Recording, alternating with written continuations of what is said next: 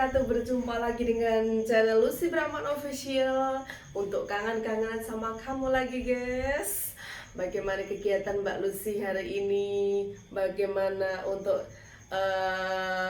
penampilan Mbak Lucy kesehariannya guys. Ini tak pamerkan koleksi-koleksi baju Mbak Lucy dari koleksi Lucy Brahman, toko Lucy Brahman atau Dewa Nanda Cold Store. Ini kenapa Mbak Lucy pakai baju agak glamor, ini koleksi saya guys. Nanti yang pengen ngasaknya bisa hubungi di All Shop Lucy Brahman. Silahkan klik tombolnya guys. Dijamin kualitasnya luar biasa, terjamin guys. Oke guys, kali ini mari kita cerita-cerita ya apa perjalanan kisah karirnya Mbak Lucy di dalam dunia seni dari dulu sampai sekarang. Ya, cerita-cerita yuk. Gak pernah, karena ya orang di duit memang gitu, di mak-mak orang susah gitu lah. Bahkan aku itu untuk beli nasi pecel 500 lu gak kuat aku guys.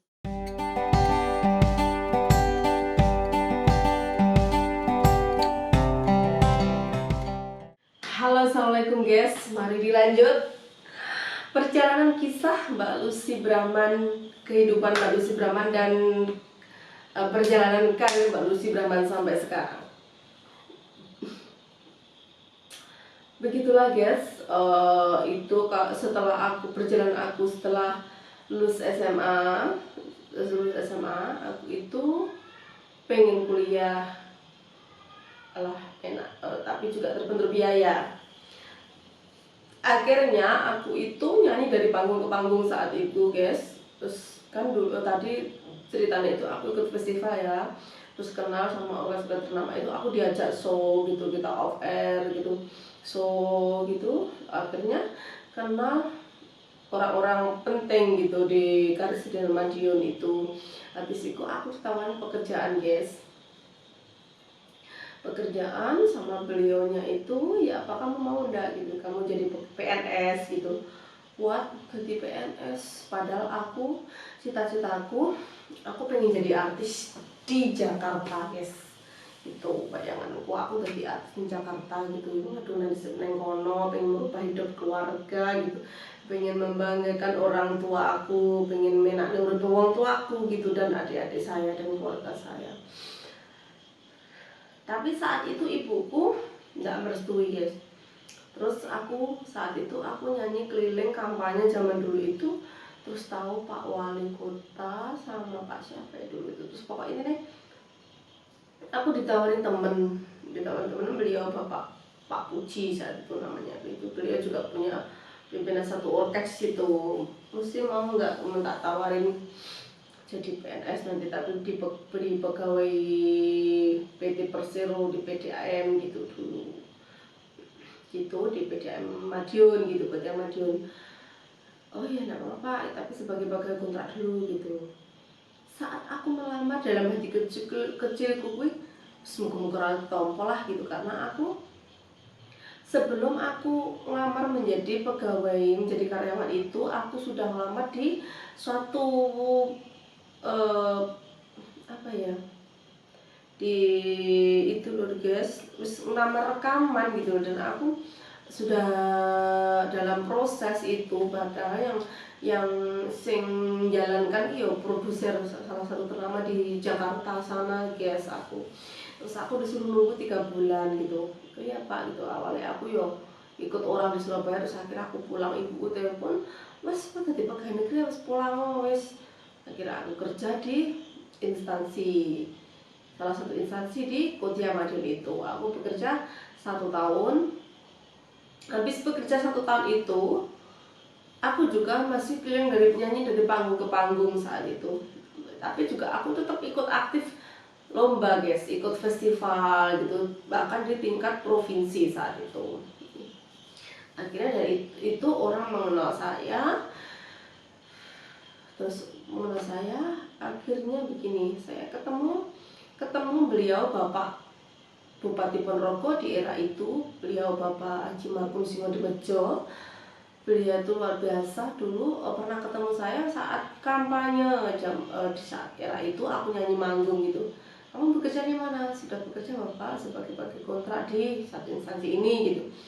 Loh, kamu ini orang Ponorogo gitu. Kenapa kamu orang Ponorogo kok memajukan kota orang lain gitu? Kamu nggak tergerak tuh. Kamu tuh orang punya bakat, punya prestasi banyak. Kenapa kamu nggak memajukan daerahmu sendiri gitu? Dek gitu. Halo, aku kayak kedodok gitu. Oh iya ya gitu. Aku orang Ponorogo, aku putra daerah. Kenapa aku nggak membangunkan kota aku sendiri dan aku membangun kota aku sendiri gitu loh. Eh, aku harus mengabdi di kota aku sendiri gitu.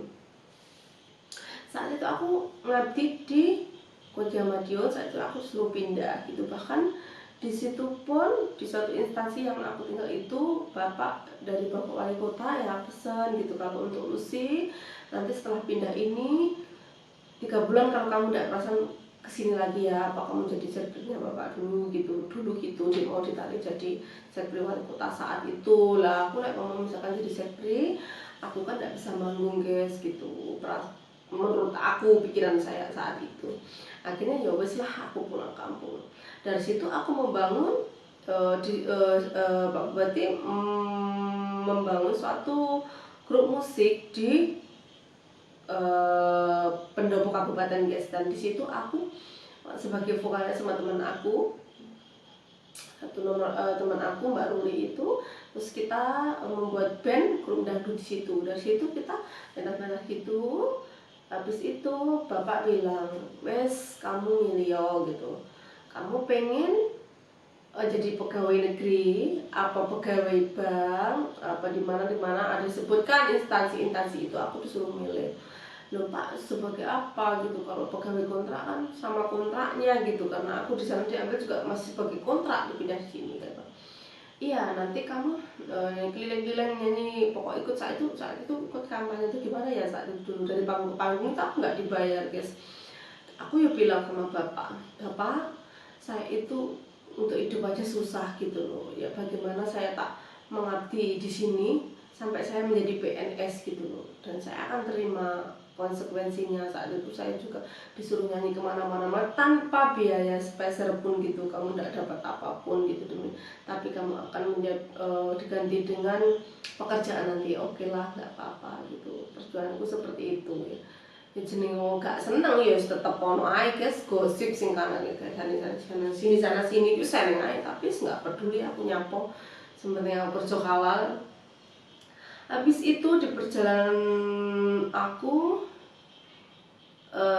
sebagai waktu aku di Madiun ya, waktu di Madiun itu aku ngene guys, aku kan anak kos juga, saya membiayai adikku sekolah. Saat itu gajiku 75.000, wis toh susah nih toh. Lah aku nyanyi urip ya kalau duit nyanyi kuwi. Saat kuwi bayar aku elektronik penyanyi, aku bayar aku 50.000, 75.000 tak ngidupi adik ke sekolah SMA, saya tak ngibiayai wong tua aku gitu. Terus itu aku nyanyi di salah satu itu restoran ternama di salah satu hotel ternama di Kota Madiun itu. Tapi aku di situ bagian nyanyi band di bawah kalau acara mantan-mantan Chinese itu guys. Bayangkan saat itu nyanyi jam 09.00 bare jam 1. Bayarnya 75.000, oke saat itu. Tak buat untuk bertahan hidup. Tak buat bertahan hidup. Terus halo guys, kita lanjut lagi cerita-ceritanya guys. Kalau tadi aku sudah sampai mana ya ceritanya? Perjalanan karir aku sebagai penyanyi band. Iya, perjalanan aku sebagai penyanyi band mulai aku dari SMP sampai SMA, sampai aku kerja itu. Terus aku merambah lagi ke musik dangdut. Tak ceritain tadi, aku ikut festival-festival sampai aku mendapat pekerjaan. Terus untuk aku bertahan hidup saat aku bekerja dan bernyanyi serta aku kuliah gitu. Saat itu singkat cerita, aku pindah ke daerahku sendiri Ponorogo ini dan menjadi sebagai pegawai kontrak saat sukuan saat itu guys. Habis itu aku masih bekerja di pegawai Pemda Kabupaten Ponorogo, masih sebagai penyanyi juga guys. Habis itu di tahun 2008 kira-kira, di situ ada festival, dan itu sebenarnya aku iseng-iseng aja guys. Suamiku bilang, kok nggak mencoba lah, aku kok iso toh nyinden, apa iso gitu. Saat itu di kantor kami ada suatu diklat pesindenan, itu yang saat itu yang rawuh sebagai narasumber itu salah satu dosen di ISI Surakarta, namanya Bu Ririn, yang sekarang juga teman aku nyinden. Halo Bu Ririn. Aku merasakan bahwa ternyata musik Jawa ini luar biasa ya gitu. Aku itu segala jenis musik bisa, mulai dari Mandarin, lagu barat, lagu pop, keroncong, bahkan musik ulintang, bahkan uang sih gak iso, aku iso gitu loh. Setelah aku menemukan musik gamelan, saya merasakan betapa sulitnya nyanyi dengan musik-musik gamelan itu guys, betapa sulitnya. Tapi aku dari keluarga aku sendiri juga mendukung, kenapa kamu udah mencoba gitu. Saat itu memang aku tuh mau fun sama teman seperjuangan aku. Saat itu aku penyanyi dangdut, dan beliau Ibu Sukasi Rahayu itu sebagai pesinden. Saat itu kita sama-sama bujang. Ya Allah, hari ini kok enak aman suaranya gitu, aku bisa ya nyanyi kayak gitu loh. Sebenarnya kita sering manggung bareng, tapi saat itu tuh orang enak yang pikir aku kok pengen nyinden atau gimana. Padahal yang kono saat dulu itu bayar aku mek 75.000 itu nyanyi mbak guys, itu 250 sampai 300 saat itu ngono. Enak ya jadi sinden gitu. Tapi sekolah ya larang, mungkin lah ke sekolah nang kono gitu loh, dengan segala keterbatasanku. Piye caranya aku mewujudkan cita-citaku dengan segala keterbatasanku? Tapi aku gak kalah karo uang sing sekolah di yang kuliah di suatu perguruan tinggi, di sekolah seni gitu loh. Piye carane mosok aku gak iso gitu loh. Aku dari situ aku kayak terpacu guys. Habis itu ada suatu perlombaan di situ, dan itu loh aku kok menang tenane toh gitu kan, tidak percaya ternyata tak telateni gitu. Oh iya ternyata penak yo gitu, penak ya, asik ya nyinden. Dari situ aku ngelihatnya ayam dan seneng gitu. Dan aku merasa membandingkan antara aku dulu dari nyanyi panggung ke panggung dan saya masuk ke dunia musik klasik, musik Jawa ini, di dunia pewayangan, aku merasa bahwa seorang seniman, oh kok dirgani yo gitu loh. Sing mirsani lenggah, seniman lungguh, gak ana omong-omong teriak-teriak omongan elek gitu. Saya seniman merasa sangat dihargai gitu. Beda lagi saat aku dulu nyanyi ning panggung, dari panggung diwantemi sing dipelecehkan omongan dan lain sebagainya lah. Itu aku sangat menikmati. Akhirnya tuh ikut festival, aku juara. Habis itu aku setiap pagelaran wayang ikut gitu. Pagelaran wayang ikut pertama kali di tes ikut Mbah Nom Suroto guys, di tahun itu. Saat itu aku mau iso sak bawa tok terus ambek lur kambang gitu.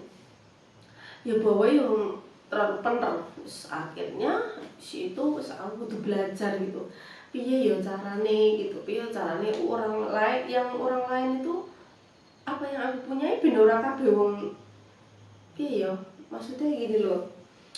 Piye ya, aku pengen punya lain daripada yang lain gitu ya. Aku pengen yang unik gitu loh. Yang unik apa ya gitu. Lah itu waktu itu aku harus punya bakat guys untuk guyon-guyon, lawan-lawan itu, spontanitas aku nyanyi itu udah aku dapatkan di situ gitu. Nah, saat itu memang saya sangat kesulitan dengan musik-musik klasik karena memang basic dari sekolah ndak ada ya. Saya hanya ikut les-les dan les itu gitu. Akhirnya lama-lama ya wis paitan wani dan kental, akhirnya itu sampai sekarang. Kebetulan itu teman duet aku kebetulan juga pelawak-pelawak, dari situ aku juga belajar gitu loh guys. Dan sampai sekarang ini aku ngerasanya yes, alhamdulillah gitu. Apalagi aku ketemu partner yang luar biasa, ketemu senior saya yang mendidik saya seperti sekarang ini, senior pelawak seperti Mas Gareng, Abi Topan, Abi Tawa, dan semuanya orang yang berjasa, Bapak Dalang yang babat kawinnya dari Ponorogo, yang seperti eyang saya Itu terima kasih sudah mendidik saya seperti ini. Bahkan beliau dalang-dalang ternama bagi teman-teman saya, dalang-dalang muda yang bekerja sama dengan saya. Pokoknya matur nuwun sedoyo. Beliau mereka ini yang berjasa dalam hidupnya Mbak Lucy, terutama orang tua saya, keluarga saya, anak-anak dan suami saya, juga seluruh teman-teman saya, bahkan kepala-kepala dinas saya yang selalu baik kepada saya, teman-teman kantornya saya yang selalu baik dengan saya, semua tuh mendukung karir saya. Dan terima kasih semua orang-orang yang berperan dalam karir Mbak Lucy sampai sekarang. Meskipun aku dia cita-cita sebagai seorang artis nasional kandas rapopo, guys, kita syukuri, tak nikmati. Aku sematur nuwun banget sampai menjadi penggemar setia aku. Waduh, itu sesuatu gitu bagi aku, ya Allah gitu. Ada sing kangen pentas Mbak Lucy, ada sih, pokoknya itu suatu rezeki bagi aku gitu. Orang nyokno seorang aku ya opo gitu loh, kok kalian pada ngefan sama saya, itu alhamdulillah sesuatu. Tanpa kalian saya bukan apa-apa gitu. Kan kalian juga berperan utama bagi hidup saya, bagi karir saya, para netizen penggemar Mbak Lucy semuanya, pokoknya matur nuwun sekali. Tanpa Anda saya bukan apa-apa. Oke guys, dilanjut, ikutin terus channel Lucy Brahman Official. Jangan lupa like, komen, dan subscribe sing oke ya rek. Engko sing penggemar setianya Mbak Lucy, pasti kapan-kapan tak kasih sesuatu untuk kamu, tak kasih nanti ada ucapan tanda cinta untuk kalian, khususnya penggemar Lucy Brahman sing aktif. Oke? Jangan kemana-mana.